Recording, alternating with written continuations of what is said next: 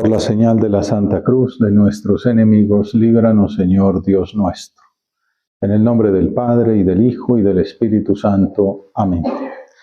Señor mío y Dios mío, creo firmemente que estás aquí, que me ves, que me oyes.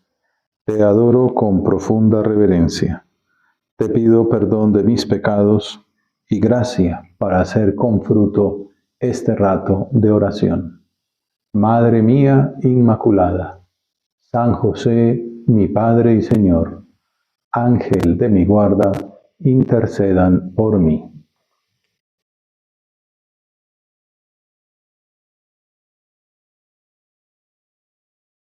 Solían acercarse a Jesús todos los publicanos y los pecadores a escucharlo. Y los fariseos y los escribas murmuraban. San Lucas presenta los efectos de la predicación de Jesús sobre dos grupos distintos de personas. De una parte, los escribas y los fariseos, que se consideraban los santos, los buenos, y de otro lado, los publicanos y los pecadores. En algunos contextos eran vistos como ateos, sin ley, que no le daban culto al verdadero Dios. Los judíos poco o nada observantes de la ley, y a ellos se asimilaban los publicanos que recaudaban los impuestos para Roma y eran socialmente rechazados por su fama de ladrones. Esa presentación de dos grupos muestra un poco una dinámica que aparece en la Biblia desde el comienzo, de los hijos, de los hermanos distintos, el bueno y el malo, desde Caín y Abel, Ismael e Isaac, Jacob y Esaú. Jesús pone también otro ejemplo en otro evangelio del hermano al que le piden que vaya a cuidar la finca, dice que sí y no va, el otro que dice que no y sí va. Esa dinámica de comparaciones fraternas es como frecuente, es una invitación del Señor a considerarlo pues un padre que espera la respuesta fiel y amorosa de su Hijo y que nos invita a acoger su misericordia, porque siempre nos perdona a pesar de que seamos hijos malos. Y de eso es de lo que vamos a hablar aquí hoy. Este pasaje es considerado el corazón del tercer evangelio. Obviamente lo más importante del evangelio es pues la pasión y muerte, ¿no? La redención del Señor en el Calvario, de nuestros pecados por parte de Jesucristo. Pero en el evangelio de San Lucas es como el núcleo de su predicación sobre la misericordia. Es uno de esos puntos claves del mensaje que quiere transmitir. Y de hecho, este pasaje se llama Las parábolas de la misericordia. Yo lo he titulado, ahí como por un poquito marketing, Las tres pérdidas. Porque efectivamente son tres parábolas que hablan de seres amados que se han perdido y de la alegría que supone para el dueño recuperarlos, una alegría contagiosa. El Señor como que da ese mensaje, lo repita y lo reitera una tercera vez, un mensaje cada vez más hermoso. En este pasaje se juntan la insistencia de Jesús en la llamada a la conversión y la enseñanza de Lucas sobre la misericordia divina. Decíamos que está el grupo de escribas y fariseos por un lado y del de publicanos y pecadores por otro. Que los escribas, mientras los publicanos y pecadores escuchan a Jesús, o sea, los malos atienden, los buenos murmuran, los aparentemente buenos y aparentemente malos. Los aparentemente buenos murmuran diciendo, este acoge a los pecadores y come con ellos. Se escandalizan porque Jesús no solo acepta la compañía de los pecadores, sino que Él mismo es quien los invita a comer. En San Lucas aparece mucho esta dimensión de la comensalidad. Hay incluso un artículo llamado así. Hay muchos banquetes en San Lucas, porque muestra a Jesús que quiere sentarse a la mesa con nosotros, quiere hacernos partícipes de su propia comida. Efectivamente, pues sabemos hacia dónde va. Va hacia el banquete de la Eucaristía, que nos dejará en la última cena, justo antes de padecer la muerte. Y aquí lo vemos, en uno de esos banquetes donde dice, acoge a los pecadores y a los publicanos. Como si fuera poco, no solamente comparte la mesa con ellos o los invita a comer, sino que uno de ellos, de hecho, es su discípulo, el evangelista Mateo. En ese contexto de espionaje y provocación, Jesús responde con 3 parábolas que explican la misericordia divina. Un punto clave, decíamos, de San Lucas, que describe con cuidado el amor de Dios por nosotros. Tanto que estas 3 parábolas son exclusivas suyas. Si bien la primera aparece también en Mateo, lo hace con un sentido distinto.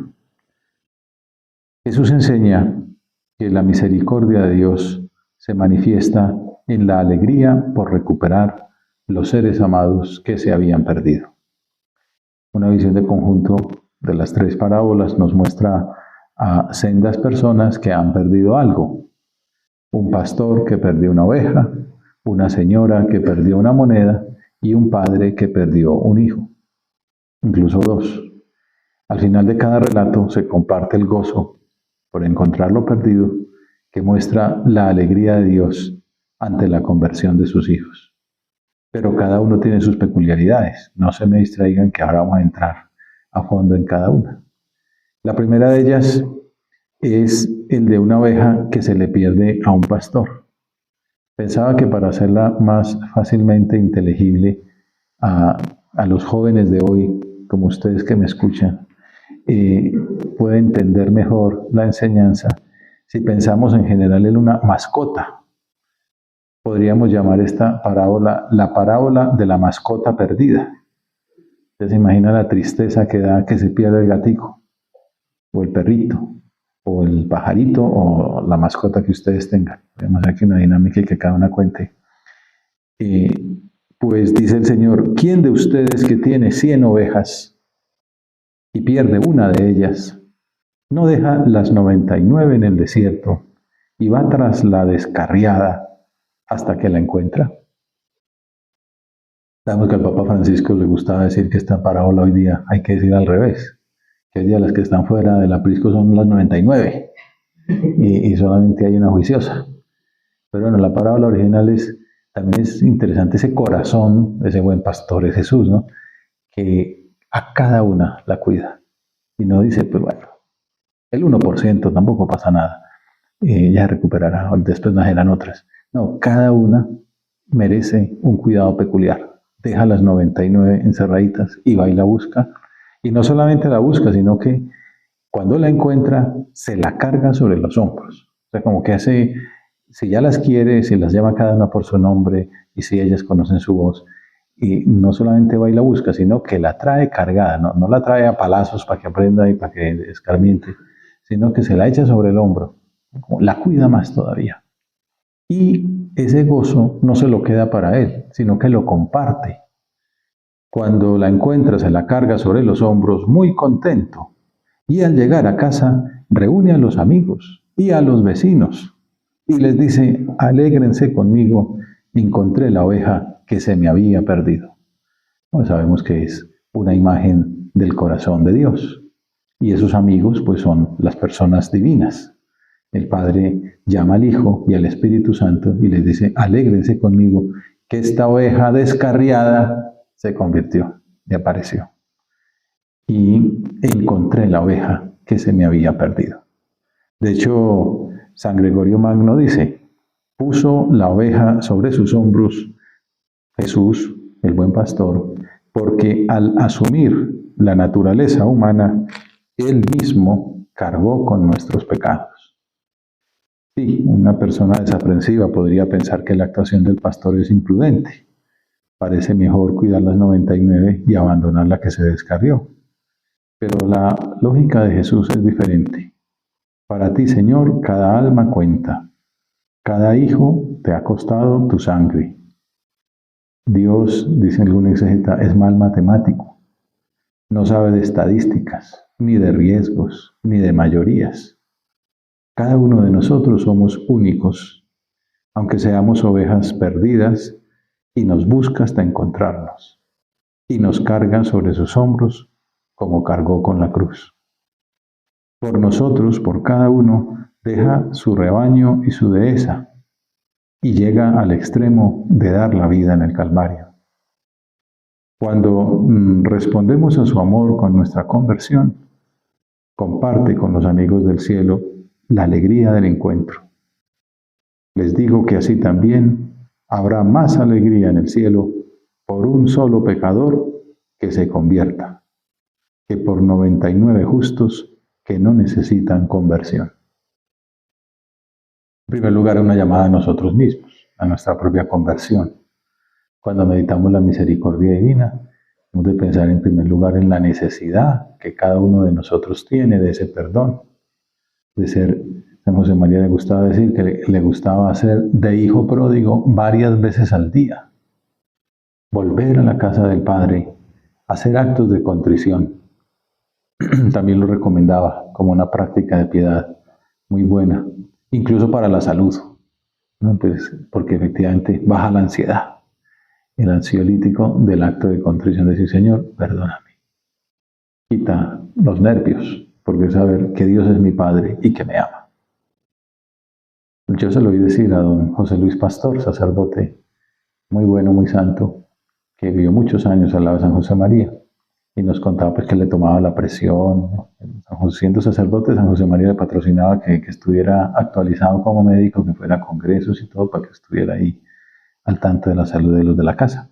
Y entonces un día le tomó la presión y dijo, Padre, está muy buena hoy, está muy controladita. Dijo, es porque he hecho muchos actos de contrición. Los actos de contrición son buenos hasta para la salud. Pues bueno, que acudamos muchas veces a la misericordia divina, que seamos esa oveja perdida, pero que se deja encontrar por el Señor. Que le pidamos perdón. Ese acudir a la misericordia es eso, es decirle muchas veces, pues esto es una tradición incluso oriental, ¿no? De que hasta con el ritmo de la respiración van acudiendo a ese Jesús, Hijo de Dios, ten misericordia de mí, pecador. Bueno, pues ahí ya tenemos, qué mejor presencia de Dios que es estar hablando con Jesús permanentemente, sin agobios, no, confiando en esa omnipotencia del que dio su vida por el perdón de nuestros pecados, que obviamente incluye la disposición a acudir al sacramento de la confesión, en caso de pecado grave, corriendo, y también con periodicidad frecuente, pues para pedir perdón de nuestras culpas cuando son, gracias a Dios, solamente veniales. Qué maravilla esa devoción al sacramento de la penitencia que el Señor quiso que tuviéramos en la obra. Tanto que Juan Pablo II le llamaba parte de nuestro carisma. Decía que en el Opus Dei teníamos el carisma de la confesión.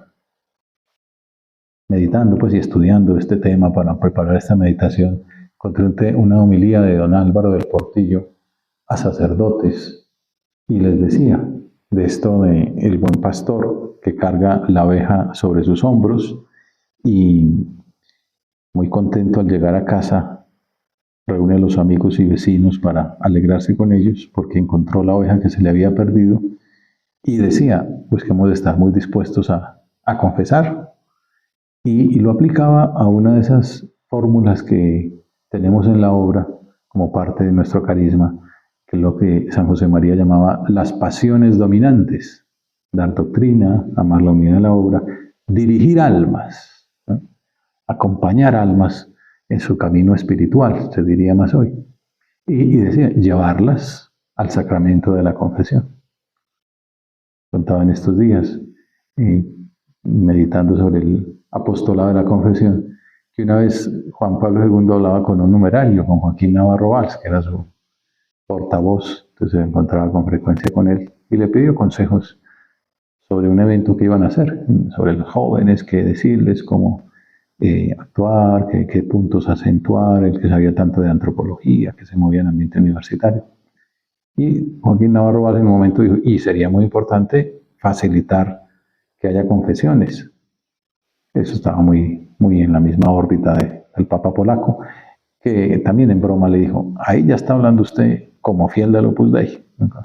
Está hablando de confesión, es el carisma de la confesión, apostolado de la confesión, cuando no se habla de ella, cuando ahora ya gracias a Dios creo que sí se va recuperando, ya en las JMJ hay, en el jubileo hay, y en las parroquias y todo, pero hubo un tiempo que había una gran crisis, ¿no? Como decía Pablo VI, pues parte del triunfo del demonio es creer que no existe el pecado, creer que no existe el infierno, pues entonces ¿para qué confesarse? Pues bueno, el Señor, ese buen pastor, está siempre disponible a perdonarnos, a cargar la oveja descarriada sobre los hombros y a volverla a regresar a la dehesa. ¿Quién de ustedes no deja las 99 y va tras la descarriada? Gracias, Señor, por tantas veces en las que hemos sido nosotros esa mascota díscola, esa oveja perdida, y nos has buscado con tu palabra, con tu gracia. Has salido a nuestro encuentro y nos has recogido y cargado en tus hombros con tus sacramentos, con el sacramento de la reconciliación, como estamos viendo, y con el sacramento de la Eucaristía, como veremos al final, y todos los demás, desde luego. El Señor nos muestra la alegría que se da en su intimidad divina por la conversión del pecador, por la mudanza de ofensor en amante. Como escribió San José María a los 29 años, en uno de sus apuntes íntimos, ahora estoy con esa idea de volver a revisar esa etapa de su vida, un poco como una manera de prepararnos para el centenario. Acaba de salir una edición nueva de Camino, la número 100 en España. Ya van casi 5 millones de ejemplares impresos. Y esta es filológica, como explicando porque bueno, es un libro que ya va a cumplir casi 100 años también. Y dice, pues los traductores les queda muy fácil actualizar el lenguaje a la lengua a la que están traduciendo.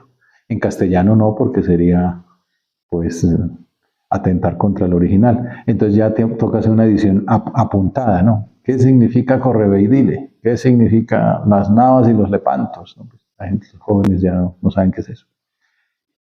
Y además pues sirve para ver la historia que hay detrás de cada punto de la vida íntima de San José María.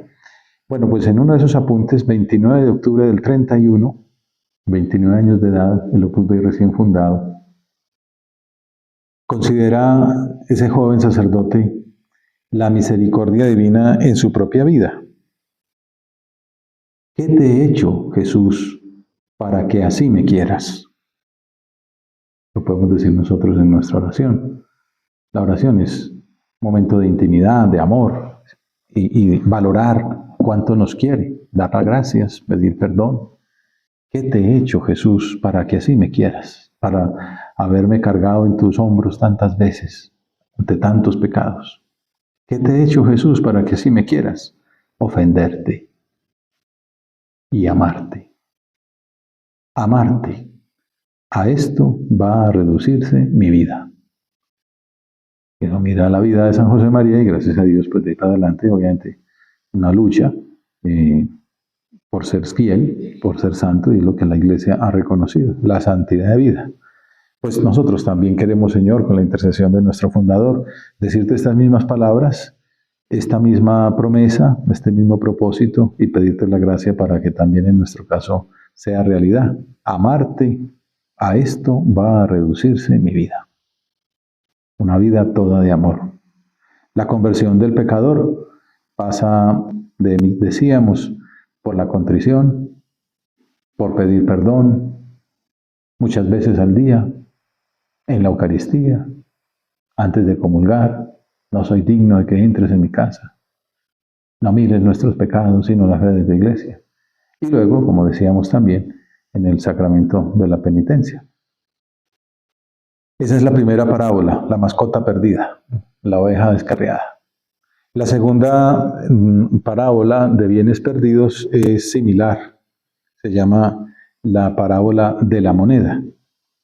¿Qué mujer que tiene 10 monedas, si se le pierde una, no enciende una lámpara y barre la casa y busca con cuidado hasta que la encuentra?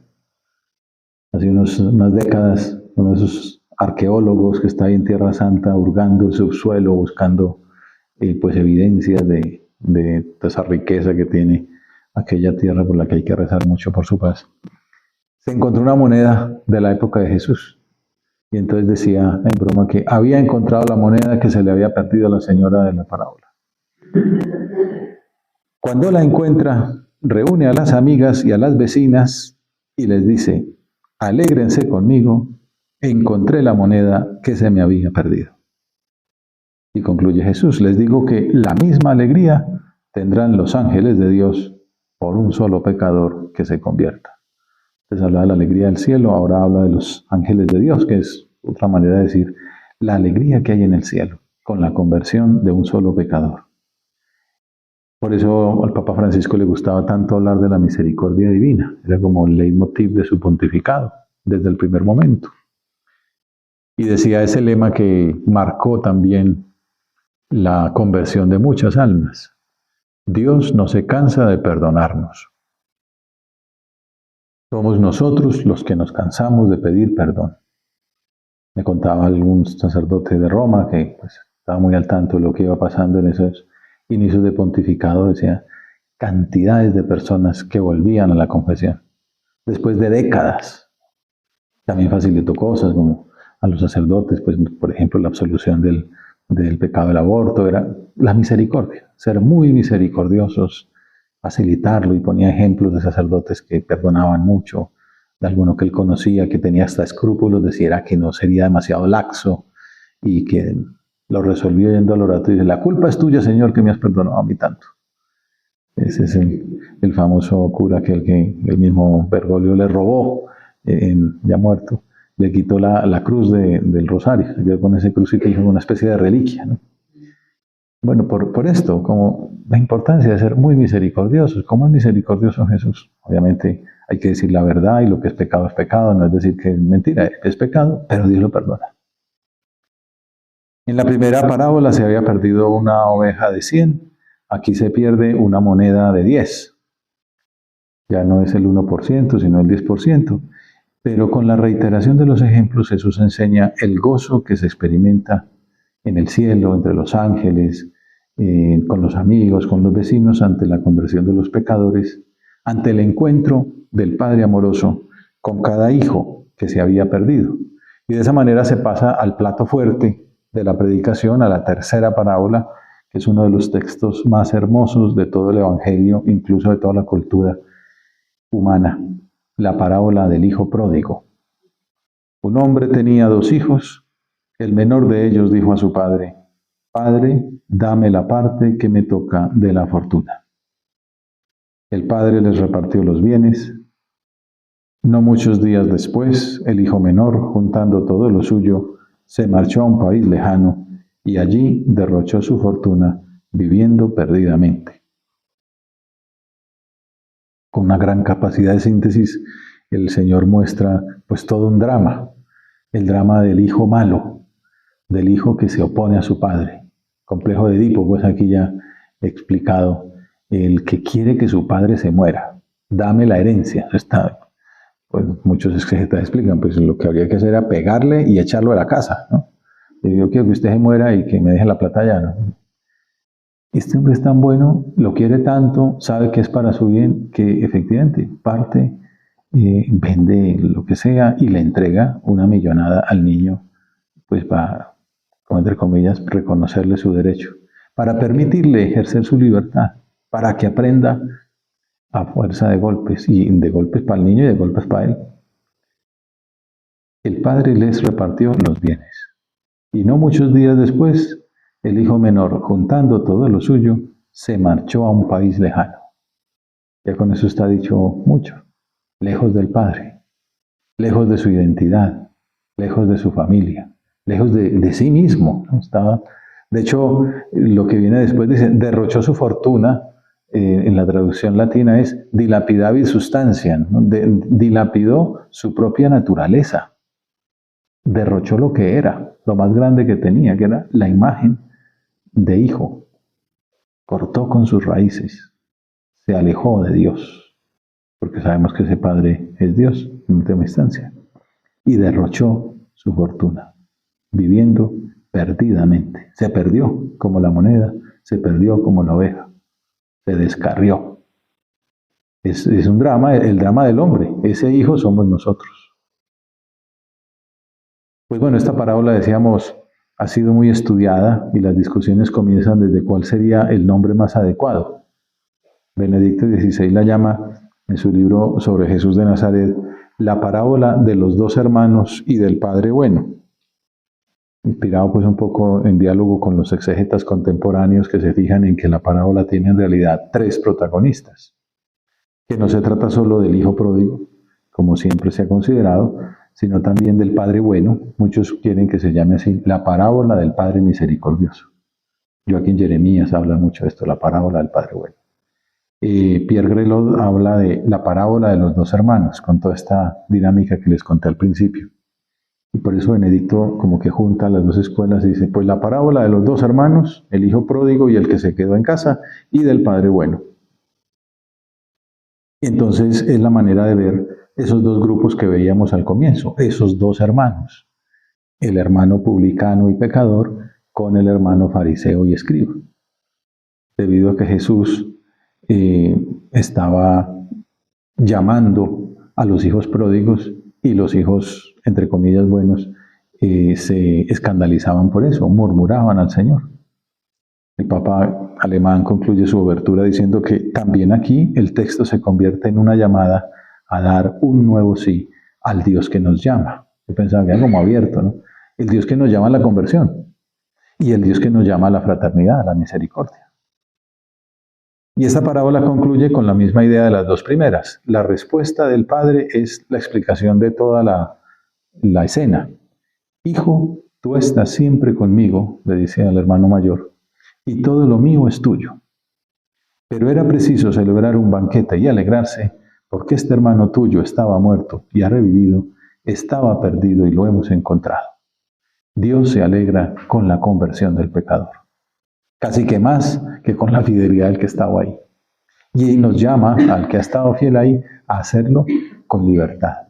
Don Javier Echavarría tiene una carta en la que explica esto y dice, el joven quiso vivir la libertad sin obediencia y el mayor vivía la obediencia sin libertad. Era el cumplidor, llegaba a tiempo, hacía todo, pero con rabia, sin amor.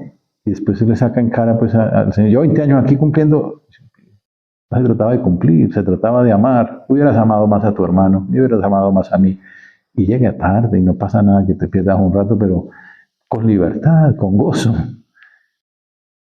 Hijo, tú estás siempre conmigo. Y la cosa no es de platas, ¿no? Hemos perdido muchos millones con la vida disoluta de este niño, pero bien perdidos. Si ha servido para que se convierta, ¿qué importa que se han perdido millones? Lo importante es que el niño aprendió y se convirtió en un hombre humilde. No vino a exigir derechos, vino a pedir trabajo como obrero. Y tú te pones bravo porque hemos ganado a tu hermano. Y le llamas ese hijo tuyo, en lugar de decir ese hermano mío. Por eso es que dice Ratzinger que es una nueva llamada a dar un nuevo sí al Dios que nos llama. A acudir a la misericordia divina y a ser nosotros mismos misericordiosos. Este pasaje, esta parte final suele pasar inadvertida porque la primera pues es súper dramática. Pero da muchas luces. Estar siempre con el Padre es mucho más que servir por años sin desobedecer. El hijo egoísta mayor no entendió la riqueza que supone la cercanía del Padre, la fidelidad, la filiación y el hecho de que todos los bienes fueran compartidos, fueran, digamos, todo lo mío es tuyo. Quería matar un cordero, mate los que quiera, eso es suyo, ¿no? Pero mátelos con amor a los otros, con amor al Padre, agradezca, comparta con su hermano. Todo lo mío es tuyo, también el amor misericordioso. Aprende de mí a perdonar, viene a decirle el Padre. Y por eso la amonesta suavemente refiriéndose a ese hermano tuyo. No digas ese hijo tuyo, di ese hermano mío. San Juan Pablo II escribió que todos nos podemos reflejar en ese hijo pródigo que peca, pero también en el hermano mayor, que no entiende la bondad del Padre, que el egoísmo le hace ser celoso, le endurece el corazón, lo ciega y lo hace cerrarse a los demás y a Dios. también bajo este aspecto necesita conversión para reconciliarse con el Padre y con el hermano. Bueno, la Eucaristía es ese banquete de fiesta que el Padre Misericordioso dispone para los hijos que se han reconciliado con Él y con sus hermanos. En su última audiencia general, el Papa Francisco relacionó estas parábolas con el Jubileo de la Esperanza. Decía que este pasaje nos entrega un mensaje de esperanza porque nos dice que sea cual sea el lugar en el que nos hayamos perdido, sea cual sea el modo en el que nos hayamos perdido, siempre Dios viene a buscarnos. Quizá nos perdimos como una oveja que se sale del camino para pastar la hierba o que se quedó atrás por cansancio. ¿O acaso nos perdimos como una moneda que se cayó al suelo y ya no se encuentra o que alguien puso en un sitio y no se recuerda dónde? ¿O nos perdimos como los dos hijos de este padre, el más joven porque se cansó de estar en una relación que sentía muy exigente, pero también el mayor se perdió porque no basta con quedarse en casa si en el corazón hay orgullo y rencor?